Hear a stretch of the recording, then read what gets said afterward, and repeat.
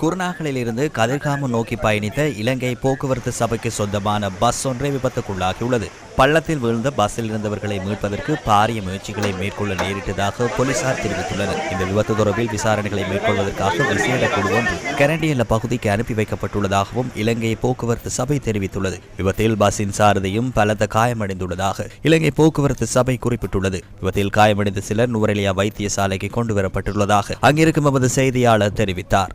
நான் நின்று கொண்டிருக்கும் நுவரெலியா பொது வைத்தியசாலைக்கு தற்பொழுது 15 நபர்கள் வருகை தந்து அனுமதிக்கப்பட்டுள்ள இவர்கள் மேலதிக சிகிச்சைக்காக நுவரெலியா வைத்தியசாலையில் அனுமதிக்கப்பட்டுள்ளதாக எங்களுக்கு தகவல் கிடைத்தது. அதே நேரம் இவர்கள் 9 ஆண்கள் 4 பெண்கள் 2 குழந்தைகள் உள்ளடங்குவதாக வைத்தியசாலையில் இருந்து எங்களுக்கு தகவல் கிடைத்தது. அதே நேரம் இவர்களுக்கு பாரிய அளவு காயங்கள் எதுவும் ஏற்படாது, சிறிய காயங்கள் மற்றும் எலும்பு முறிவுக்கு உள்ளடங்குவதாக தெரிவிக்கப்பட்டது. தொடர்ச்சியாக இணைந்து இது தொடர்பான தகவல் உங்களுக்கு வழங்குவதற்கு நான் தயாரிக்கின்றேன். நன்றி. நியூஸ் பேசுவதற்காக நுவரெலியா வைத்தியசாலை வளாகத்திலிருந்து வடிவேல் கார்த்திக்.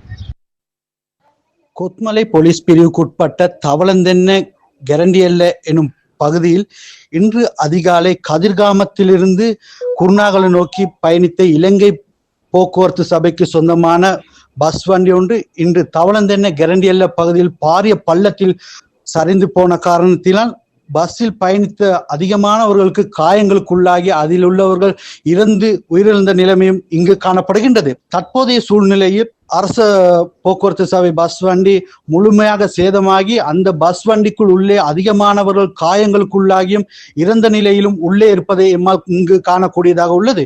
இராணுவத்தினரும் விசேட அதிரடிப்படையினரும் கொத்மலை போலீசார், நுவரெலியா போலீசார், புஸ்ஸலாய போலீசார், அனைத்து போலீஸ் அதிகாரிகளும் இந்த இடத்திற்கு வருகை தந்து அந்த பஸ்ஸில் உள்ளே உள்ளவர்களை பாதுகாப்பதற்காக மற்றும் மீட்டெடுப்பதற்காக பெரும் சிரமத்துக்கு மத்தியில் மீட்டெடுப்பதை எம்மால் இங்கு காணக்கூடியதாக உள்ளது.